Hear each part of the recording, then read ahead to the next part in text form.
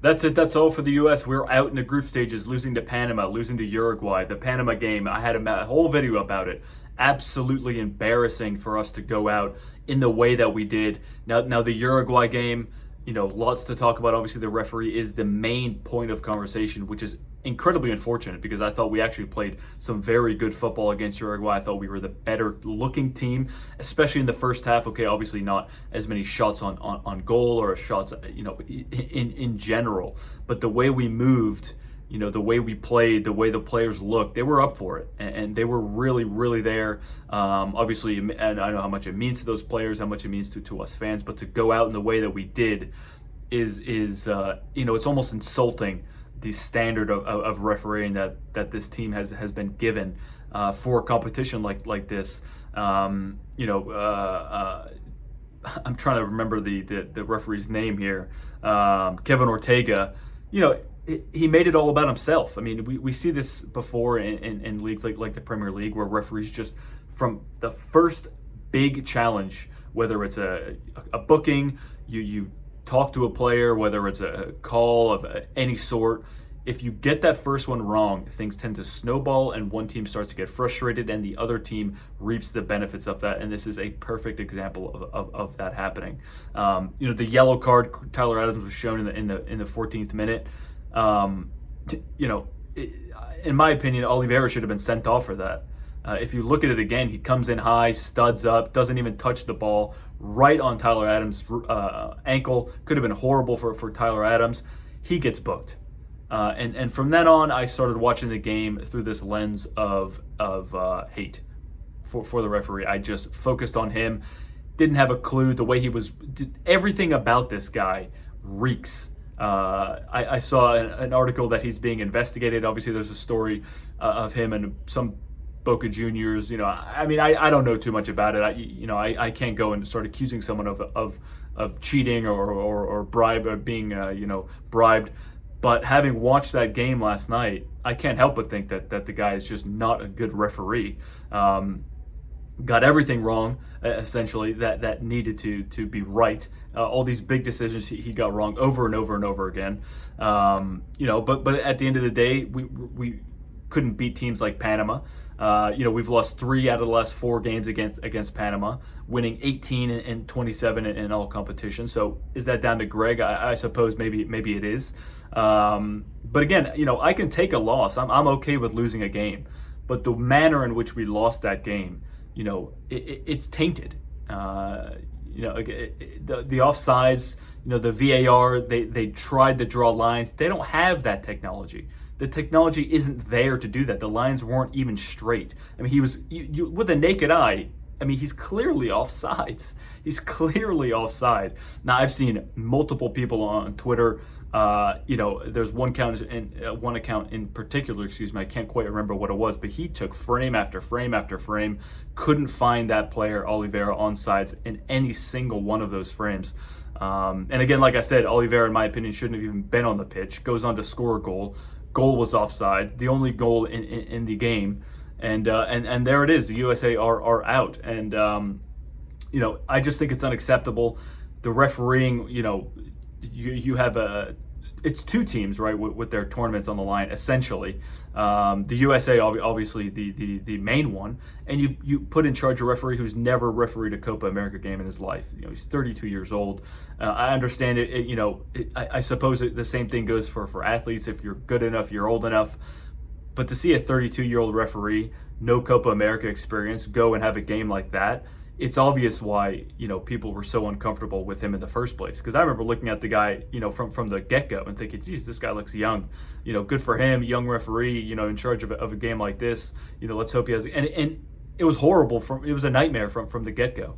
I just feel like the USA fans can't help but feel cheated.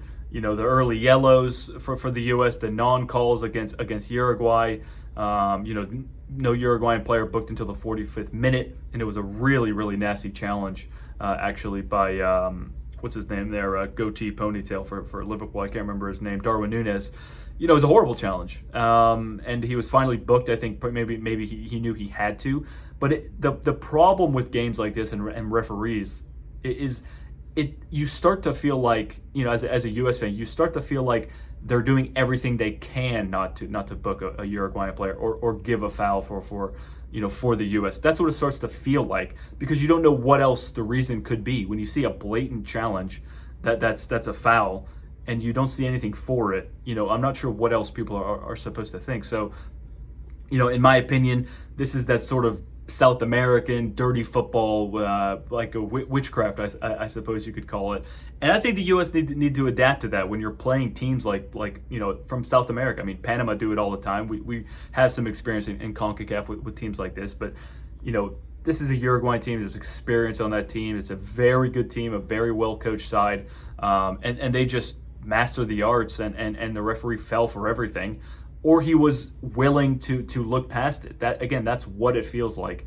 I hate to say it, but just the referee, I can't get his face out of my head. The guy has been giving me nightmares for the last night. I think from a standard standpoint, where we look, how we look, I should say, excuse me. I'm okay with replacing Greg. I really am. But the Panama loss, I don't think is on him. I did a whole video about it. Tim Weah gets sent off in the 18th minute. He set the team up for the next 70 or so minutes to defend and to play and da.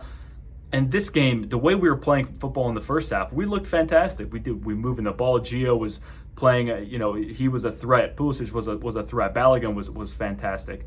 Anthony Robinson doing what he does best. Defenders, everyone was playing well. We just couldn't get that final third.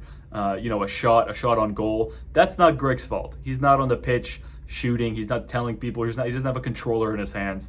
That's down to the player. So I don't necessarily think either of those losses are on Greg. That's my opinion. Again, like I said, I'm okay if we replace him, get someone. We're 2 years away from hosting the World Cup, and we're out in the group stages of the Copa America. It doesn't look good. It doesn't look good for Greg. It doesn't look good for U.S. soccer, and it is very, very worrying and extremely disappointing. I'm just looking at some notes here before I close up.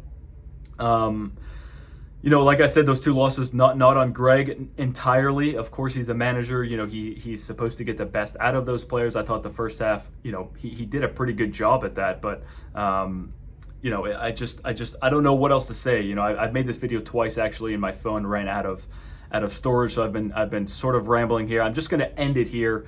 Extremely disappointed. Obviously, I know you all are as well. So, leave your thoughts down here. Hit me up on Twitter if you'd like to, just let me know what you think. Greg in, Greg out. I think the majority of people want him to go, but we'll see. Again, 2 years away from hosting World Cup, out in the group stages of the Copa America, referee decisions or not. They were horrible.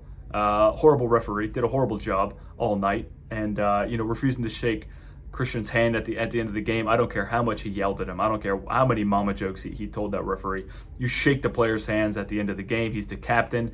The refusal, the balls on this guy to have a game like that, to willingly or unwillingly cheat the USA out of that game, which he did.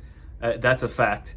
And to go on and to not even shake the captain's hand, it's an utter disgrace. If there is an investigation on this referee, I hope there is, and I wouldn't be surprised if something dirty came up about him. So again, that's it for me, guys. Thank you very much for watching. If you've made it this far, I do really appreciate it, and I will see you when I see you.